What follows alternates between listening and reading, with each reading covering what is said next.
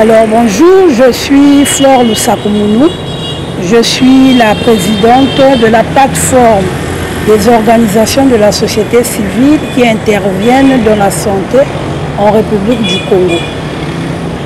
J'ai été invitée en qualité de présidente de la POSCO à cet atelier organisé par l'Association congolaise de lutte contre la tuberculose sur l'initiative Draft TV, qui est une opportunité pour cette organisation membre de la POSCO dans le cadre de la lutte contre la tuberculose. Parce que la tuberculose demeure une préoccupation sanitaire au Congo.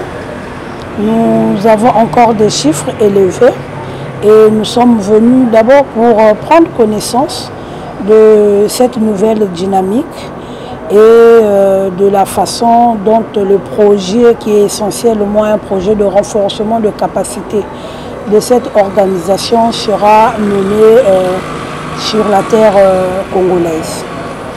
Et donc c'est une opportunité pour la POSCO de porter sa voix et de dire à tous ceux qui peuvent l'entendre que nous sommes engagés, la communauté est engagée à travailler aux côtés des pouvoirs publics dans la réduction des pathologies qui causent encore la mort, qui causent le désarroi et la pauvreté au sein des populations du Congo. La tuberculose et le VIH forment un tandem dangereux parce que ce sont des pathologies qui augmentent la mortalité au sein de nos populations.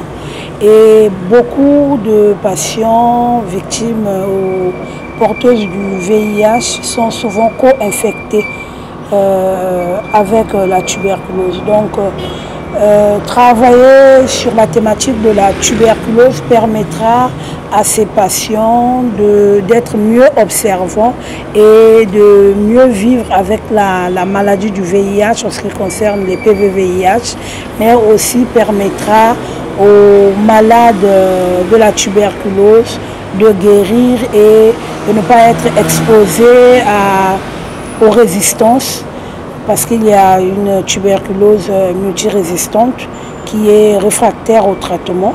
Mais c'est aussi une opportunité pour la POSCO en général, mais aussi pour l'Association congolaise de lutte contre la tuberculose, d'avoir des données fiables, surtout en ce qui concerne la tuberculose pédiatrique.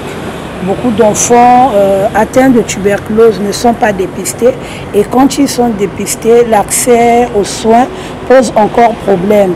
Pose problème parce qu'il y a un manque d'information, mais aussi un problème d'accessibilité par rapport au coût. Donc ce sont toutes ces choses-là qui ont constitué le contenu de nos échanges ce matin.